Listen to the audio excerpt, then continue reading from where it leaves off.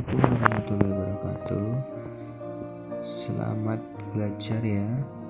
Kita akan belajar mengenai materi IPA, yaitu sumber daya alam. Halo teman-teman, selamat belajar. 1. Kita akan belajar mengenai pengertian sumber daya alam.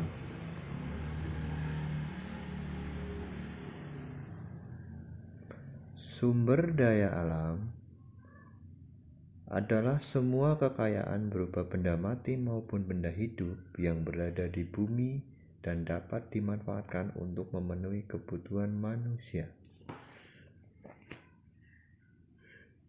2. Macam-macam sumber daya alam. Macam-macam sumber daya alam dibagi menjadi 3. Yang pertama adalah berdasarkan jenis, berdasarkan sifat, dan berdasarkan proses. Berdasarkan jenisnya, sumber daya alam dibagi menjadi 2, yaitu sumber daya alam hayati dan sumber daya alam non-hayati. Sumber daya alam hayati adalah sumber daya alam yang berasal dari makhluk hidup. Contohnya, tumbuh-tumbuhan, hewan. Manfaat untuk manusia yaitu sebagai bahan makanan. Contohnya, kita dapat memakan buah-buahan dari tumbuh-tumbuhan. Ginseng dan jahe sebagai obat-obatan. Kemudian juga bisa digunakan untuk membangun rumah. Bisa berasal dari pohon jati, pohon kelapa, dan lain-lain. Sedangkan sumber daya alam non-hayati adalah sumber daya alam yang berasal dari makhluk tak hidup. Contohnya adalah air, sinar matahari, tanah. Manfaat bagi manusia, kita dapat memanfaatkan air sebagai sumber minum bagi kita. Sinar matahari sebagai sumber penerangan, kemudian ada pasir, tanah, kita gunakan sebagai bahan bangunan. Sumber daya alam. Selanjutnya, kita akan membahas tentang sumber daya alam berdasarkan sifatnya. Dibagi menjadi 2, yaitu sumber daya alam terbarukan, yaitu sumber daya alam yang dapat disediakan kembali setelah habis digunakan. Sumber daya alam terbarukan sifatnya itu cepat pulih.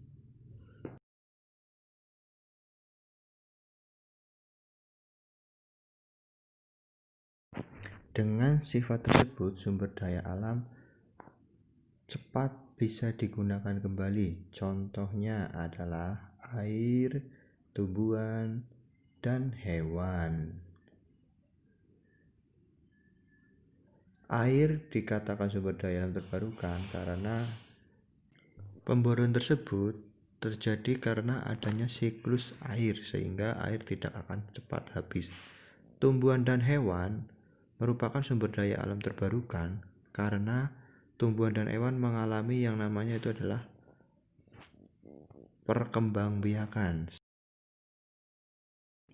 Selanjutnya adalah sumber daya alam yang tidak terbarukan, yaitu sumber daya alam yang sulit disediakan kembali setelah habis digunakan.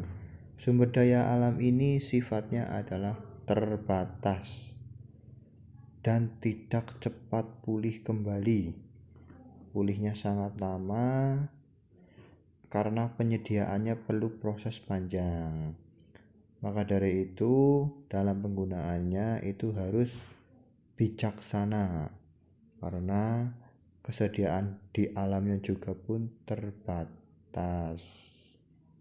Kalau kita menggunakannya terlalu berlebihan, maka sumber daya alam tersebut lama-kelamaan akan habis dan sudah tidak bisa kita ambil kembali. Contohnya adalah batu bara yang kita dapat gunakan sebagai bahan bakar pembangkit listrik, produksi besi dan baja, dan juga sebagai bahan bakar pembuatan semen. Yang kedua adalah bahan bakar minyak yang dapat kita gunakan sebagai bahan bakar kendaraan dan bahan bakar kompor. Selanjutnya yaitu sumber daya alam berdasarkan proses. Apa saja ya? Adakah yang tahu? Yang pertama yaitu adalah sumber daya alam yang langsung digunakan. Sumber daya alam yang langsung digunakan adalah sumber daya alam yang bisa dikonsumsi tanpa perlu adanya teknologi. Contohnya buah-buahan, sayuran, air. Yang kedua adalah sumber daya alam tak langsung digunakan, yaitu sumber daya alam tersebut baru bisa dikonsumsi setelah diproses dengan contohnya minyak bumi, batu bara, minyak goreng, dan sebagainya. Di pokok pembahasan yang ketiga adalah sumber daya alam dipengaruhi oleh kondisi lingkungan. Kondisi lingkungan yang bersih dan terawat sangat berpengaruh terhadap sumber daya alam yang ada di sekitarnya. Contohnya, pada suatu kondisi lingkungan, yaitu kondisi lingkungan sungai yang terawat dan bersih, ekosistem di sana pun banyak sekali hewan-hewan maupun tumbuhan yang tumbuh di situ. Tetapi pada saat lingkungannya itu kotor, bahkan ikan-ikan pun pada mati. Sekian penjelasan dari saya. Semoga bermanfaat. Assalamualaikum warahmatullahi wabarakatuh. Selamat belajar.